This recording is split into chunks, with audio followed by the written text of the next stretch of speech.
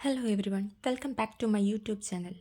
In today's video, we are going to discuss an important topic rationale and requirement of development planning from MPA 16.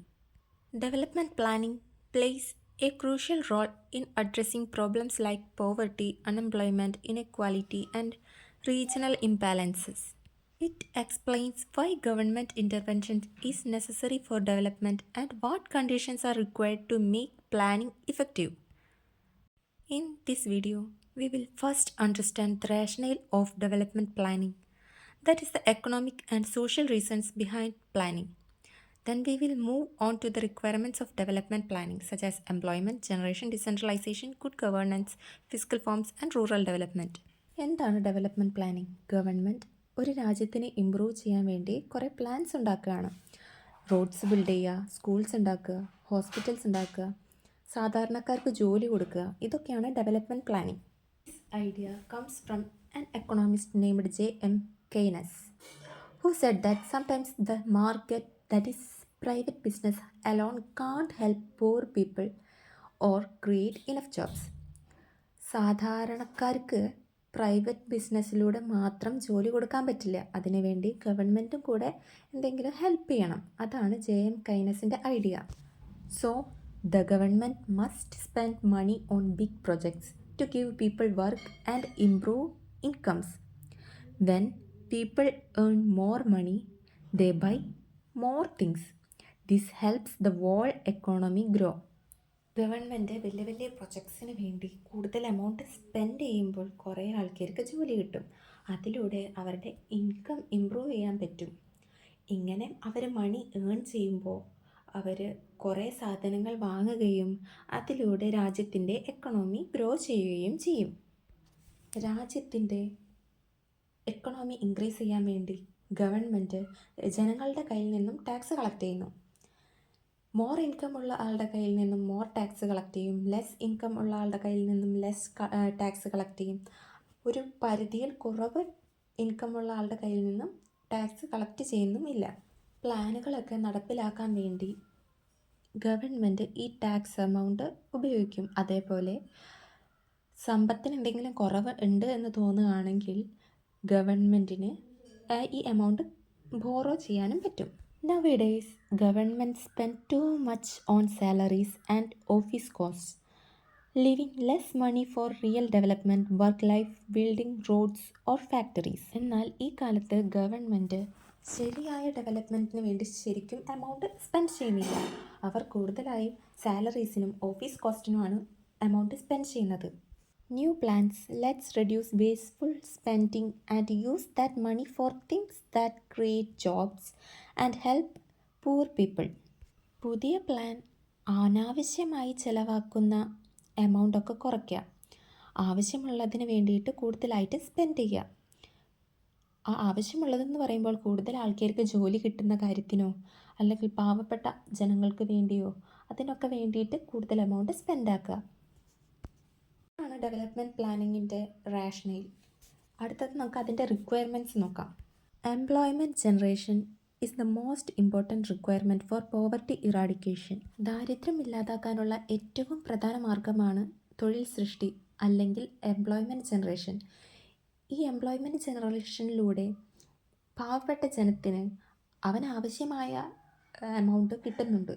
അതിലൂടെ അവന് വേണ്ട കാര്യങ്ങളൊക്കെ നടത്താനുള്ളൊരു amount അവന് കിട്ടുകയാണ്. Poverty alleviation is the main objective of bottom up planning, as top down planning failed to remove poverty. Poverty eradication successful ആയത് bottom up പ്രോസസ്സിലൂടെയാണ്. ആദ്യം top down പ്രോസസ്സായിരുന്നു, അത് ഫെയിൽ ആയതോടുകൂടിയാണ് ബോട്ടം അപ്പ് പ്രോസസ്സ് സ്റ്റാർട്ട് ചെയ്തത്. District planning committees must focus on investment in socio-economic development, cost-effective planning, control of non-planned revenue expenditure. District planning committees establish ചെയ്തു. അത് focus ചെയ്തിരുന്നത് socio economic ഡെവലപ്മെൻറ്റിൻ്റെ നിക്ഷേപങ്ങളൊക്കെ ഒക്കെ control ചെയ്യാനും പിന്നെ കോസ്റ്റ് എഫക്റ്റീവായിട്ടുള്ള planning നടത്താനും non plan revenue എക്സ്പെൻഡിച്ചറിനെ കൺട്രോൾ ചെയ്യാനുമാണ്. As per the 10th 5-year plan, the state should withdraw from areas where it performed inefficiently. Civil society institutions are strong. 10ാം പഞ്ചവത്സര പദ്ധതി പ്രകാരം കാര്യക്ഷമമല്ലാത്ത മേഖലകളിൽ നിന്ന് സർക്കാർ പിന്മാറണം. ഇതായിരുന്നു 10ാം പഞ്ചവത്സര പദ്ധതി കൂടുതലായി ഫോക്കസ് ചെയ്തിരുന്നത്. സിവിൽ സൊസൈറ്റീസ് കൂടുതലായിട്ട് ഉത്തരവാദിത്തം ശക്തമായ മേഖലകളിൽ കൊടുക്കണം. ഇതായിരുന്നു main objectives. Focus shifts from spending more to governance reforms. The 10th plan is more a reform plan than a resource plan. 10ാം പഞ്ചവത്സര പദ്ധതി ഒരു റിഫോം പ്ലാനാണ്, അല്ലാണ്ട് ഒരു റിസോഴ്സ് പ്ലാൻ അല്ല. അതായത് അതൊരു വിഭവ പദ്ധതിയല്ല, ഒരു പരിഷ്കരണം ആണ് ആ പദ്ധതിയിലൂടെ നടത്തുന്നത്. It mainly focused on law and order reforms, basic services like education and health, empowering panchayats and civil society, contractual hiring, right sizing, staff reducing, unionism. പഞ്ചവത്സര പദ്ധതി മുൻഗണന നൽകിയിരുന്നത് നിയമവ്യവസ്ഥാ പരിഷ്കരണം, വിദ്യാഭ്യാസം, ആരോഗ്യം, അതുപോലെയുള്ള അടിസ്ഥാന സേവനങ്ങൾ, പഞ്ചായത്തുകൾക്ക് കൂടുതൽ അധികാരം നൽകുക, പിന്നെ കരാർ നിയമനം, ജീവനക്കാരുടെ കുറവുണ്ടെങ്കിൽ അത് പരിഹരിക്കുക, ഇതൊക്കെയായിരുന്നു. Next is issue in rural development. Many existing laws related to SC/ST welfare, forest, decentralisation are anti poor and need modification. Rural ഡെവലപ്മെൻറ്റിലെ മെയിൻ പ്രശ്നങ്ങൾ എന്തൊക്കെയാണെന്ന് വിചാരിച്ചാൽ SC/ST ക്ഷേമം, വനസംരക്ഷണം, പിന്നെ ഡിസെൻട്രലൈസേഷൻ തുടങ്ങിയ മേഖലകളിൽ പല നിയമങ്ങളും അതായത് പാവപ്പെട്ട ജനങ്ങൾക്ക് വിരുദ്ധമാണ്. ഉദാഹരണം, ജലസംരക്ഷണ പ്രവർത്തനങ്ങൾ, ചെക്ക് ഡാം, കുളം, പല നിയമങ്ങൾ ലംഘിക്കപ്പെടുന്നതായി കണക്കാക്കപ്പെടുന്നു. It restricts on farmers selling directly to consumers, hawkers and rickshaw pullers. It also reduce livelihoods and promote corruption. കർഷകർക്ക് നേരിട്ട് ഉപഭോക്താക്കളെ സമീപിക്കാൻ കഴിയാത്ത നിയമങ്ങൾ അത് അവരെ ബാധിക്കുന്നുണ്ട്. പിന്നെ സൈക്കിൾ റിക്ഷ തൊഴിലാളികൾ, അവർക്കുള്ള ലൈസൻസ് നിയമങ്ങൾ അതൊക്കെ അഴിമതി വളർത്തുന്നു. ഇത്തരം പഴയ നിയമങ്ങൾ പരിഷ്കരിക്കണം. Outdated laws must be reformed in public interest. Corruption causes 20 to 70% fund leakages in rural development schemes. ഗ്രാമവികസന പദ്ധതികളിൽ 20 to 70% വരെ പണം നഷ്ടപ്പെട്ടു പോവാണ്, കറപ്ഷൻ വഴി നഷ്ടപ്പെട്ടു പോവാണ്. Decentralisation improves accountability and reduce costs. Problems in India are power remains with secretariats and bureaucracy. Local bodies lack authority and resources. Decentralisation ഉത്തരവാദിത്തം കൂട്ടുന്നതും പിന്നെ ചെലവ് കുറയ്ക്കുകയും ചെയ്യുന്നുണ്ട്. മെയിൻ പ്രശ്നം എന്ന് പറയുന്നത് അധികാരം സെക്രട്ടേറിയറ്റുകളിലും ഉദ്യോഗസ്ഥരിലും സെൻട്രലൈസ്ഡ് ആയിട്ടാണ് ഇരിക്കുന്നത്. Required reforms are transfer of financial and physical resources to local bodies, training of local representatives, performance linked incentives, reduction of surplus government staff. ആവശ്യമായ മാറ്റങ്ങൾ എന്ന് പറയുന്നത് ലോക്കൽ ഇൻസ്റ്റിറ്റ്യൂഷൻസിന് ആവശ്യമായ സമ്പത്ത് കൊടുക്കുക, പിന്നെ ഈ ലോക്കൽ ബോഡി റെപ്രസെൻറ്റേറ്റീവ്സിന് പരിശീലനം കൊടുക്കുക, അവർക്ക് വേണ്ട സപ്പോർട്ട് കൊടുക്കുക, പിന്നെ ജീവനക്കാരുടെ കുറവുണ്ടെങ്കിൽ അത് നികത്തുക, ആവശ്യത്തിനുള്ള ജീവനക്കാരെ അപ്പോയിൻറ്റ് ചെയ്യുക, ഇതൊക്കെയാണ് ചെയ്യേണ്ടത്. 10ാം പഞ്ചവത്സര പദ്ധതിയുടെ റീഫോംസ് എന്തെന്നാൽ right to information act for transparency, citizens charter to fix service standards, Lok Adalats and Nyay panchayats for speedy justice.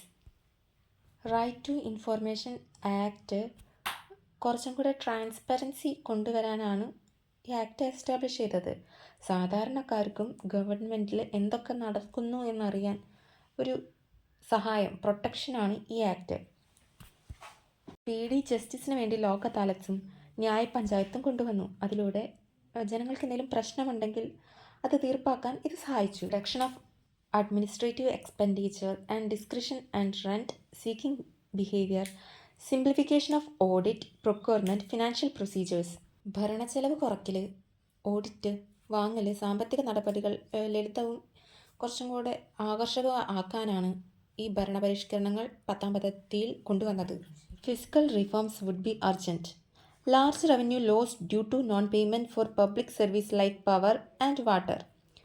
Need for better enforcement of payments, interstate cooperation on non-tax rates, viewing India as a single economic space.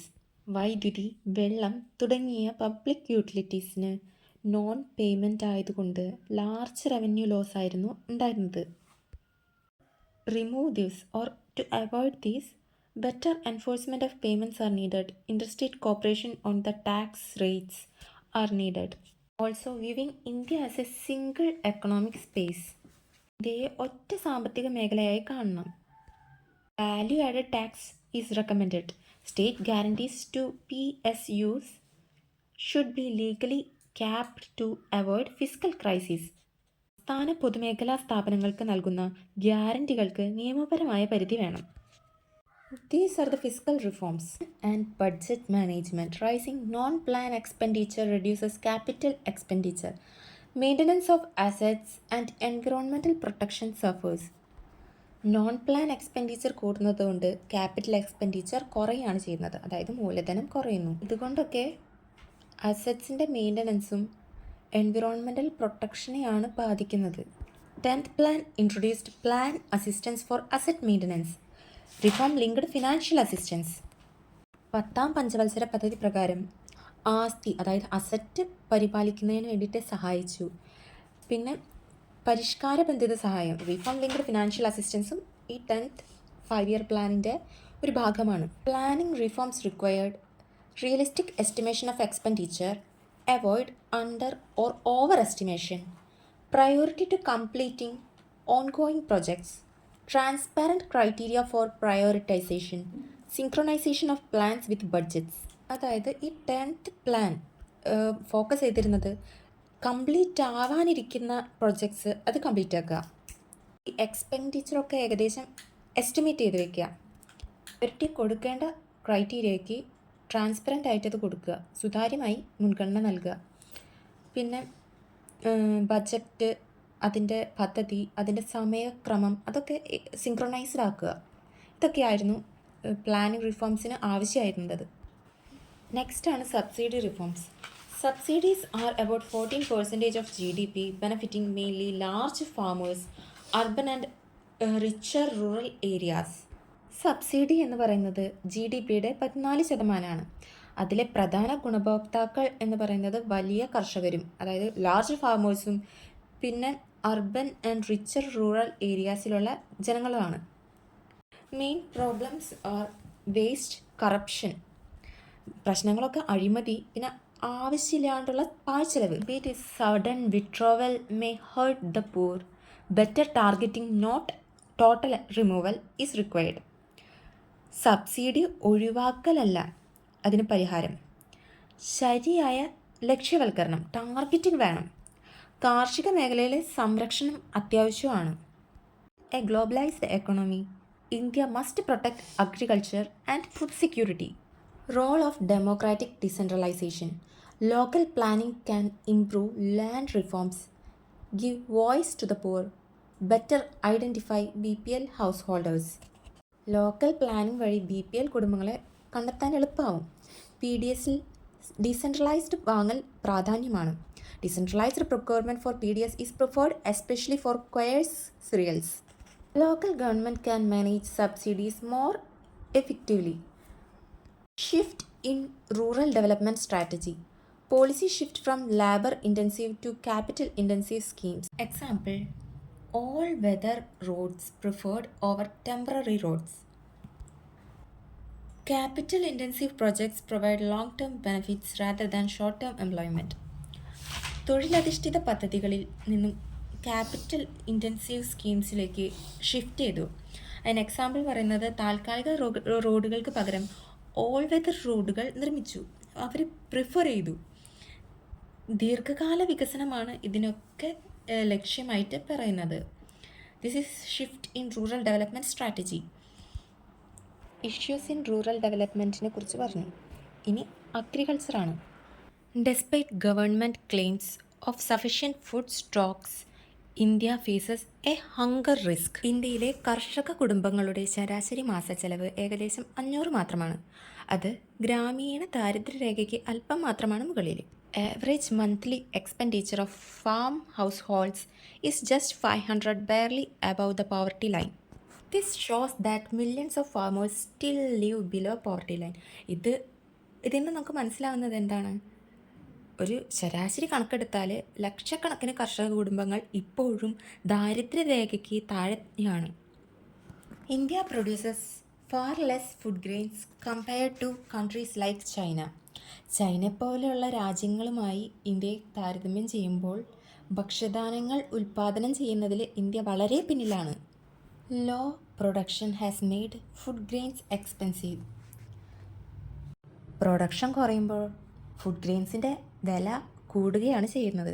Growth in agriculture 4.5% during the 8th plan dropped to 1.1% during the 10th plan. അഗ്രികൾച്ചറിൻ്റെ growth നോക്കിയിട്ടുണ്ടെങ്കിൽ 8ാം പഞ്ചവത്സര പദ്ധതിയിൽ അത് 4.5 ആണെങ്കിൽ 10ാമത്തേലേക്ക് എത്തിയപ്പോൾ അത് 1.1% കുറഞ്ഞിട്ടുണ്ട്. Shortage of food grains, pulses and oil seeds are expected to worsen. Shift towards horticulture diversification is considered misguided. India should focus on grains-based agriculture to ensure food security. കർഷകരെല്ലാവരും ഹോർട്ടിക്കൾച്ചറിലേക്ക് ഷിഫ്റ്റ് ചെയ്തിട്ടുണ്ട്. ഇന്ത്യയുടെ കാർഷിക തന്ത്രം ധാന്യകേന്ദ്രീകൃതമായിരിക്കണം, കാരണം അത് മാത്രമാണ് ഭക്ഷ്യസുരക്ഷ ഉറപ്പാക്കുന്നത്. Buffer stocks with FCIR declining pushing prices up. FCIയുടെ ബഫർ സ്റ്റോക്കും കുറയുകയാണ്. അവർ സൂക്ഷിച്ച് വെച്ചിട്ടുള്ള ആ സ്റ്റോക്കും കുറഞ്ഞു വരികയാണ്. ഇതും ഒരു പ്രൈസ് ഹൈക്കിന് സാധ്യത കൂടുതലാണ്. Looking to the structural problems in Indian agriculture, India has larger arable land and but poor soil productivity. 51% കൃഷിയോഗ്യമായ ഭൂമിയുണ്ട് ഇന്ത്യയിൽ, പക്ഷേ മണ്ണിൻ്റെ ഉൽപ്പാദനക്ഷമത കുറവാണ്, അതായത് പ്രൊഡക്ടിവിറ്റി കുറച്ച് കുറവാണ് ഇന്ത്യയിലെ മണ്ണിനെ നോക്കുമ്പോൾ. Major issues: small and fragmented land holdings, average holding 1.4 hectares, one farm supports about 6 to 7%. ശരാശരി കൃഷിയിടം 1.4 ഹെക്ടർ മാത്രമാണ് കൈവശം വയ്ക്കാൻ പറ്റുള്ളൂ. അതൊരു ചെറിയ ഭൂവിഹിതം മാത്രമാണ്. ഈ ഒരു ഭൂവിഹിതത്തിൽ നിന്ന് 6 to 7 പേരെ വരെ പരിപോഷിപ്പിക്കേണ്ട അവസ്ഥയുണ്ട്. Income from farming is too low for survival. ഇതിൽ നിന്ന് കിട്ടുന്ന ഇൻകം വളരെ തുച്ഛം മാത്രമാണ്. ഇത് കർഷകരുടെ ജീവിതം വളരെ ദുഷ്കരാക്കുന്നുണ്ട്. Impact of economic reforms and globalisation. After liberalisation, public investment in agriculture reduced. Cheap imports affected local farmers. Capital intensive technology reduced rural employment. ലിബറലൈസേഷന് ശേഷം, അതായത് ഉദാരവൽക്കരണത്തിന് ശേഷം കൃഷിയിലെ പൊതു നിക്ഷേപം കുറഞ്ഞു. കുറഞ്ഞ വിലയിലുള്ള ഇറക്കുമതികൾ വർദ്ധിച്ചു തുടങ്ങി.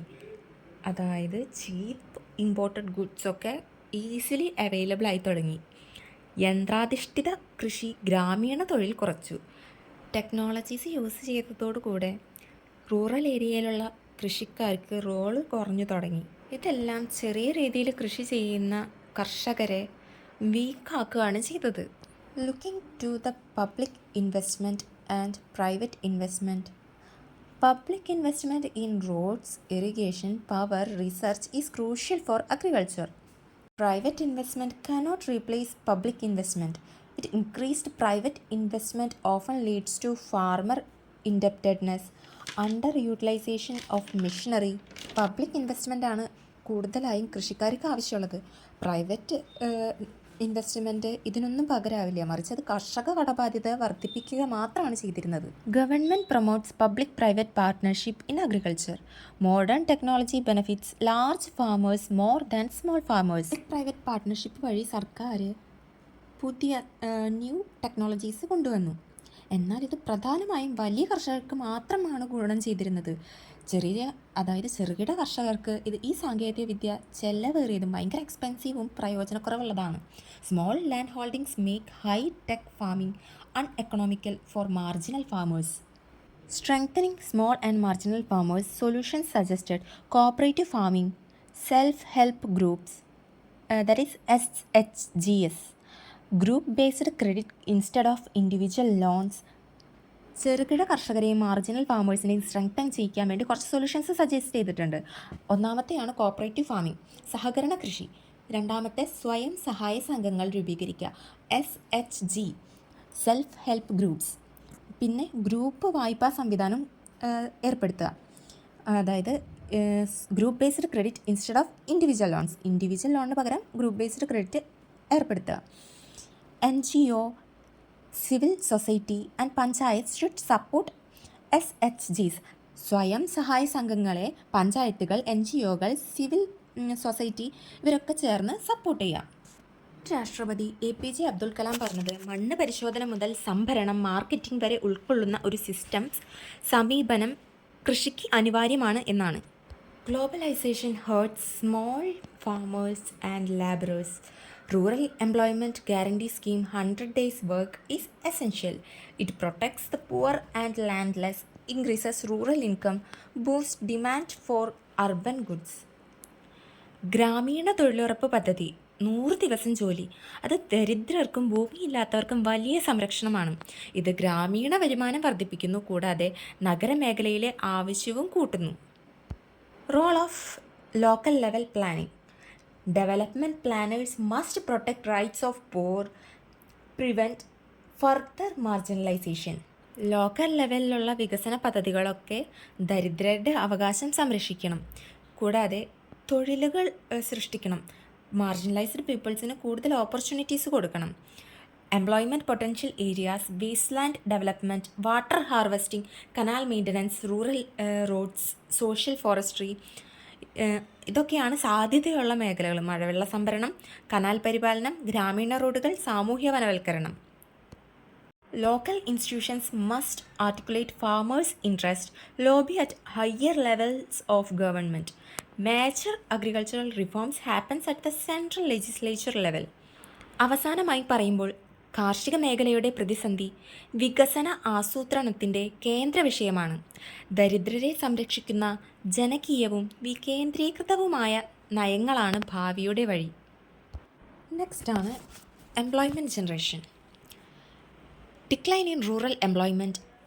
Employment opportunities in rural areas have reduced due to low public investment in agriculture. Agriculture alone cannot absorb the growing rural workforce. Therefore, alternative employment avenues are necessary. കൃഷി മേഖലയിൽ പൊതു നിക്ഷേപം കുറഞ്ഞതുകൊണ്ട് ഗ്രാമപ്രദേശങ്ങളിലെ തൊഴിലവസരങ്ങൾ കുറയാൻ കാരണമായി. കൃഷി മാത്രമായി വളരുന്ന ഗ്രാമീണ തൊഴിലാളി സമൂഹത്തെ പൂർണ്ണമായി ഉൾക്കൊള്ളാൻ കഴിയില്ല.